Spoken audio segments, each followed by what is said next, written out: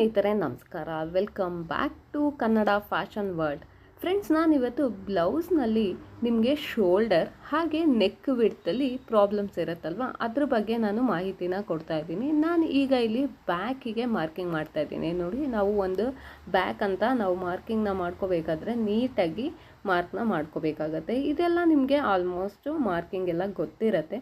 So ಯಾವ ರೀತಿ ನಮಗೆ ನೆಕ್ ಡೀಪ್ ಅಂತ ಬಂದಾಗ ಅಥವಾ ನೆಕ್ ವಿಡ್ತನ್ನ ಯಾವ ರೀತಿ ತಗೋಬೇಕು ಅನ್ನೋದರ ಮಾಹಿತಿನ ನಾನಿವತ್ತು ತಿಳಿಸ್ಕೊಡ್ತಾ ಇದ್ದೀನಿ.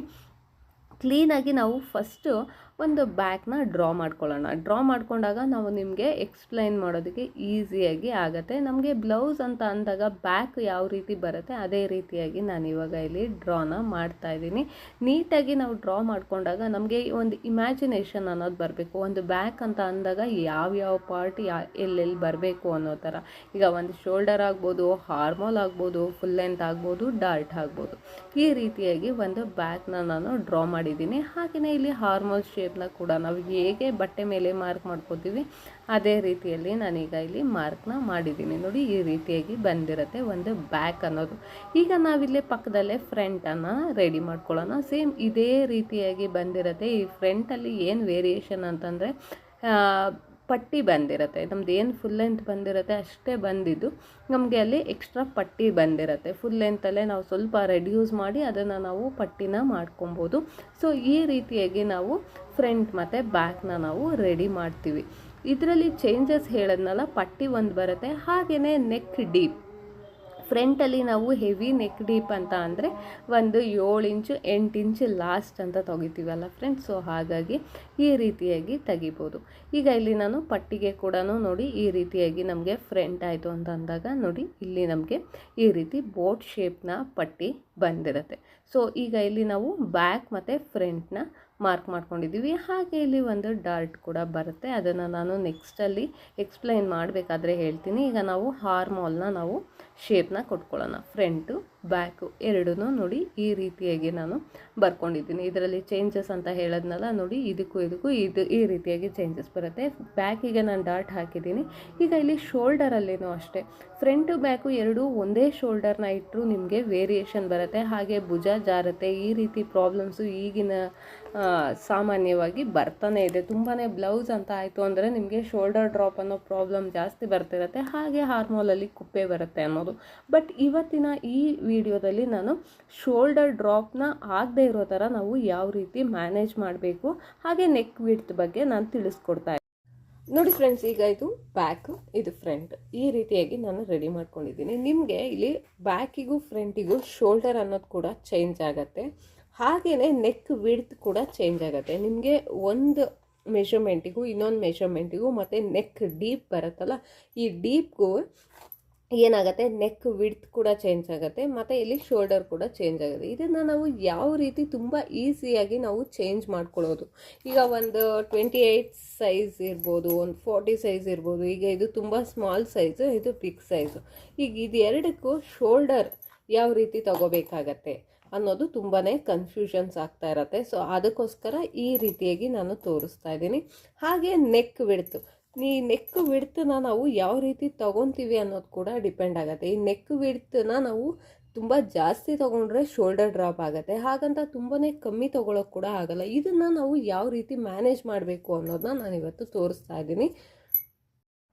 ಫ್ರೆಂಡ್ಸ್, ನಿಮಗೆ ಇಲ್ಲಿ ಶೋಲ್ಡರ್ ತೊಗೊಳೋದಕ್ಕೆ ಕನ್ಫ್ಯೂಸ್ ಆಗುತ್ತೆ ಅಂದರೆ ನಿಮ್ಮದು ಏನು ಶೋಲ್ಡರ್ ಇರುತ್ತೆ, ಈಗ ನಮಗೆ ಒಂದು 14 ಬಂತು ಶೋಲ್ಡರ್ ಅಂದರೆ ಫುಲ್ ಶೋಲ್ಡರ್ ಎಷ್ಟು ಬರುತ್ತೆ ಅದರ ಅರ್ಧ ತೊಗೊಳ್ಳಿ.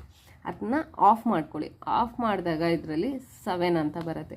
ಈ 7ನಲ್ಲಿ 1.5 ಆರ್ 2 ಇಂಚಸ್ನ ಮೈನಸ್ ಮಾಡ್ಕೊಳ್ಳಿ. ಇದನ್ನು ನೀವು ಮೈನಸ್ ಮಾಡಿಕೊಂಡು ಇಲ್ಲಿ ನೀವು ಶೋಲ್ಡರ್ನ ತೊಗೋಬೇಕಾಗತ್ತೆ. ಇದು ಒಂದು ಮೆಥಡ್ ಫ್ರೆಂಡ್ಸ್. ಇದು ಅಲ್ಲದೆ ಇನ್ನೊಂದು ಮೆಥಡ್ ಯಾವ ರೀತಿ ಅಂತ ಅಂದರೆ, ನೀವು ನೆಕ್ ವಿಡ್ತನ್ನ ಎಷ್ಟು ತಗೋತೀರಾ ಅನ್ನೋದನ್ನ ನೋಡ್ಕೊಳ್ಳಿ. ನೆಕ್ ವಿಡ್ತ್ ನಾನು 1.5 ತಗೋತೀನಿ ಅಂದರೆ ಅದಕ್ಕೆ ಪ್ಲಸ್ ಭುಜ ರೆಡಿ ಎಷ್ಟು ಬೇಕಾಗತ್ತೆ. ಈಗ ನನಗೆ ರೆಡಿ 2.5 ಬೇಕಾಗತ್ತೆ ಅಂದರೆ ನಾನು 3 ಇಂಚನ್ನ ತಗೋತೀನಿ. 3 ಇಂಚು ಇದನ್ನು ತಗೊಂಡು ಪ್ಲಸ್ ನೀವು ರೆಡಿ ಅಂದರೆ ರೆಡಿ ವಿತ್ ಸ್ಟಿಚಿಂಗ್ ಇದನ್ನು ತೊಗೊತೀನಿ ಅಂದರೆ ನೀವೇನು ಮಾಡ್ತೀರಾ ಅಂದರೆ ನೋಡಿ ನನಗೆ ರೆಡಿ 2.5 ಬೇಕು. ಇಲ್ಲಿ ಮತ್ತೆ ಪ್ಲಸ್ ಅಂತ ಸೇರಿಸ್ತಾ ಇದ್ದೀನಿ. ಇಲ್ಲಿಗೆ ಅರ್ಧ ಇಂಚನ್ನ ಸೇರಿಸ್ಕೊತೀನಿ. ಈ ಅರ್ಧ ಇಂಚನ್ನ ಸೇರಿಸಿದಾಗ ಇಲ್ಲಿ 3 ಆಗುತ್ತೆ, 4.5. ಈ ರೀತಿಯಾಗಿ ನೀವು ಶೋಲ್ಡರ್ನ ಮೆಷರ್ ಮಾಡ್ಕೋಬೇಕಾಗತ್ತೆ. ಇದು ಒಂದು ಮೆಥಡು, ಇದು ಒಂದು ಮೆಥಡು, ಇದು ಅನದರ್ ಮೆಥಡು. ಯಾವ ರೀತಿಯಾಗಿ ನೀವು ಶೋಲ್ಡರ್ನ ತಗೋಬೇಕಾದ್ರೆ ತುಂಬಾ ಕನ್ಫ್ಯೂಸ್ ಆಗ್ತಾ ಇರ್ತೀರಲ್ಲ, ಹಾಗಾಗಿ ನೀವು ನೆಕ್ ವಿಡ್ತ್ ಏನು ತಗೋತೀರಾ ಇದು ನೆಕ್ ವಿಡ್ತ್, ಹಾಗೆಯೇ ಇದು ರೆಡಿ ಶೋಲ್ಡರು. ನಿಮಗೆ ಸ್ಟಿಚಿಂಗ್ ಲೈನ್ ಅಂತಲೂ ಬೇಕಾಗುತ್ತೆ, ಯಾಕಂದರೆ ನೆಕ್ ಫಿನಿಶಿಂಗ್ ಮಾಡೋದಕ್ಕೆ. ಈಗ ಇಲ್ಲಿ ನೆಕ್ ಫಿನಿಶಿಂಗ್ ಮಾಡ್ತೀರಾ, ಹಾಗೆ ಸ್ಲೀವ್ ಅಟ್ಯಾಚ್ ಮಾಡ್ತೀರಾ, ಅದು ಎರಡಕ್ಕೂ ಸೇರಿ ಇಲ್ಲೇ ಅರ್ಧ ಇಂಚಾದರೂ ತೊಗೊಳ್ಳಿ, ಇಲ್ಲ 3/4 ಇಂಚಾದರೂ ತೊಗೊಳ್ಳಿ. 3/4 ಇಂಚ್ ತೊಗೊಂಡ್ರೆ ಅರ್ಧ ಇಂಚು ನಮಗೆ ತೋಳನ್ನ ಜಾಯಿನ್ ಮಾಡ್ತೀವಲ್ಲ ಅಲ್ಲಿ ಹೋಗುತ್ತೆ, 1/4 ಇಂಚು ನಮಗೆ ನೆಕ್ ಫಿನಿಶಿಂಗ್ ಮಾಡ್ತೀವಲ್ಲ ಅಲ್ಲಿ ಹೋಗುತ್ತೆ. ಈ ಥರ ನಾವು ನೋಡಿಕೊಂಡು ತೊಗೋಬೇಕಾಗತ್ತೆ. ಯಾವ ರೀತಿ ನೀವು ಸ್ಟಿಚ್ ಮಾಡ್ತೀರಾ ಅದ್ರ ಮೇಲೆ ನೀವು ಸ್ಟಿಚಿಂಗ್ ಲೈನ್ನ ತೊಗೊಳ್ಳಿ. ಹಾಗೆ ರೆಡಿ ಶೋಲ್ಡರ್ ಎಷ್ಟು ಬೇಕಾಗುತ್ತೆ ಅಷ್ಟನ್ನು ತೊಗೊಳ್ಳಿ, ನಿಮಗೆ ನೆಕ್ ವಿಡ್ತ್ ಎಷ್ಟು ಬೇಕಾಗುತ್ತೆ ಅಷ್ಟನ್ನು ತೊಗೊಳ್ಳಿ. ಇಷ್ಟನ್ನು ಟೋಟಲ್ ಮಾಡಿದಾಗ 1.5 ಪ್ಲಸ್ 2.5 ಪ್ಲಸ್ 7.5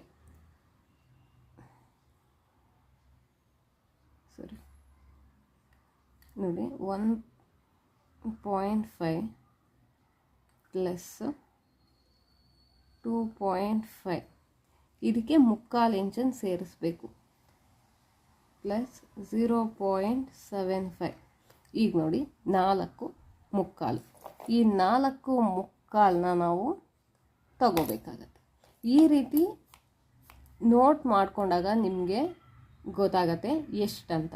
ಈಗ ಇದರಲ್ಲೇ ಆಯಿತು ಅಂತ ಅಂದರೆ 14 ಡಿವೈಡೆಡ್ ಬೈ 2 7 ಬಂತು.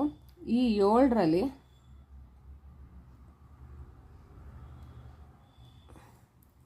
-2 ಅಂದರೆ 5 ಬಂತು. ಈ ರೀತಿಯಾಗಿ ತಗೋಬೇಕಾಗತ್ತೆ. ನಾವು ಎರಡೂ ರೀತಿಯಲ್ಲಿ ತಗೋಬೋದು. ನೀವು ನೆಕ್ ವಿಡ್ತ್ ಹೇಗೆ ತಗೋತೀರಾ ಅದ್ರ ಮೇಲೆ. ಈಗ ಇಲ್ಲಿ 2 ಇಂಚು, ಇಲ್ಲಿ 1.5 ಇದೆ, 2 ಇಂಚ್ ಅಂತ ತಗೊಂಡಾಗ ಸ್ವಲ್ಪ ಜಾಸ್ತಿ ಆಗುತ್ತೆ. ಈ ರೀತಿ ನೋಡಿಕೊಂಡು ನೀವು ಭುಜನ ತಗೋಬೇಕಾಗತ್ತೆ. ಭುಜ ತಗೊಳ್ಳೋದಕ್ಕೆ 2 ಮೆಥಡ್ ಹೇಳಿದೆ. ಹಾಗೆಯೇ ಈಗ ನೆಕ್ ವಿಡ್ತ್ ಮತ್ತು ನೆಕ್ ಡೀಪು ಅಂತ ತಗೊಂಡಾಗ ಇಲ್ಲಿ ನೆಕ್ ವಿಡ್ತ್ ಏನು ತಗೋತೀರಾ, ಇಲ್ಲಿ ನೆಕ್ ಡೀಪ್ನ ತಗೋತೀರಾ. ಈ ನೆಕ್ ವಿಡ್ತ್ ಮೇಲೆ ಇದು ಶೋಲ್ಡರ್ ಅನ್ನೋದು ಕೂಡ ಡಿಪೆಂಡ್ ಆಗುತ್ತೆ. ಯಾಕೆ ಅಂತಂದರೆ ನೋಡಿ ಇಲ್ಲಿ ನೆಕ್ ಡೀಪ್ ಏನು ಬರುತ್ತೆ, ಇಲ್ಲಿ ಡೀಪು ಹೀಗೆ ಕಮ್ಮಿ ಬಂದಾಗ ಭುಜ ಅನ್ನೋದು ದೊಡ್ಡದು ಬರುತ್ತೆ. ಹಾಗೆ ನೆಕ್ ಡೀಪು ಜಾಸ್ತಿ ಆದಾಗ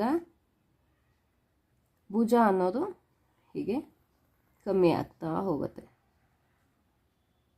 ನೀವು ಅಬ್ಸರ್ವ್ ಮಾಡಿರ್ಬೋದು, ಇತ್ತೀಚಿನ ದಿನಗಳಲ್ಲಿ 1 ಇಂಚು 1.5 ಇಂಚು ಇಲ್ಲಿ 1 ಇಂಚ್ ಏನಾದರೂ ಶೋಲ್ಡರ್ ಬಂದಿದೆ ಅಂದರೆ ಇಲ್ಲಿ ಕೂಡ ನಿಮಗೆ ಕಮ್ಮಿ ಬಂದಿರುತ್ತೆ. ಇದನ್ನು ನೀವು ಅಬ್ಸರ್ವ್ ಮಾಡಿದ್ರೆ ನಿಮಗೇನೆ ಗೊತ್ತಾಗತ್ತೆ ಇಲ್ಲಿ ಭುಜ ಈ ಶೋಲ್ಡರ್ ಏನು ಕಮ್ಮಿ ಬಂದಿರುತ್ತೆ. ಸೊ ಈ ನೆಕ್ ಡೀಪ್ ಕೂಡ ಕಮ್ಮಿ ಆಗಿರುತ್ತೆ. ಈ ರೀತಿ ಚೇಂಜಸ್ನ ನೀವು ನೋಟ್ ಮಾಡ್ಕೋಬೇಕಾಗತ್ತೆ. ನೀವು ಯಾವುದೇ ರೀತಿ ಶೋಲ್ಡರ್ ಡ್ರಾಪ್ ಆಗಬಾರ್ದು ಅಂತ ಅಂದಾಗ ಇಲ್ಲಿ ಭುಜನ ನೋಟ್ ಮಾಡ್ಕೋಬೇಕು. ಭುಜ ಎಷ್ಟು ತಗೋತೀರ, ಇಲ್ಲಿ ಭುಜ ಕಮ್ಮಿ ಆದಷ್ಟು ನಿಮಗೆ ಇಲ್ಲಿ ಡೀಪ್ ಅನ್ನೋದು ಜಾಸ್ತಿ ಆಗುತ್ತೆ. ಇಲ್ಲಿ ಭುಜ ಜಾಸ್ತಿ ಆದಷ್ಟು ಡೀಪ್ ಅನ್ನೋದು ಕಮ್ಮಿ ಆಗುತ್ತೆ. ಇದನ್ನು ನೀಟಾಗಿ ನೋಟ್ ಮಾಡ್ಕೊಳ್ಳಿ. ಹಾಗೆ ಇನ್ನೊಂದು ಏನಂದರೆ ಇದು ನಿಮಗೆ ಬ್ಯಾಕ್, ಹಾಗೆ ಇದು ಫ್ರಂಟ್. ಈಗ ನಿಮಗಿಲ್ಲಿ ಬ್ಯಾಕಲ್ಲಿ ನೀವು ಏನು ನೆಕ್ ವಿಡ್ತನ್ನ ತಗೊಂಡಿರ್ತೀರ ಅದಕ್ಕಿಂತ 1/4 ಇಂಚಷ್ಟು ಜಾಸ್ತಿ ನೀವು ಫ್ರಂಟಲ್ಲಿ ತಗೋಬೇಕಾಗತ್ತೆ. ಆವಾಗ ನಿಮಗೆ ಫ್ರಂಟು ಬ್ಯಾಕು ಎರಡು ತುಂಬಾ ಪರ್ಫೆಕ್ಟಾಗಿ ಕೂತ್ಕೊಳ್ಳುತ್ತೆ. ಹಾಗೆಯೇ ನೀವು ತುಂಬ ಸರಿ ಅಬ್ಸರ್ವ್ ಮಾಡಿರ್ತೀರ, ಫ್ರಂಟಲ್ಲಿ ನಾವು ಆಲ್ಮೋಸ್ಟ್ ನೆಕ್ ಡೀಪ್ನ ತಗೊಳ್ಳಲ್ಲ. ಆದರೆ ಇಲ್ಲಿ ಬ್ರಾಡ್ ಯಾಕೆ ತಗೋಬೇಕು ಅಂತ, ನಮಗೆ ಇಲ್ಲಿ ನೆಕ್ ಶೇಪು ಕ್ಲೀನಾಗಿ ಬರಬೇಕು.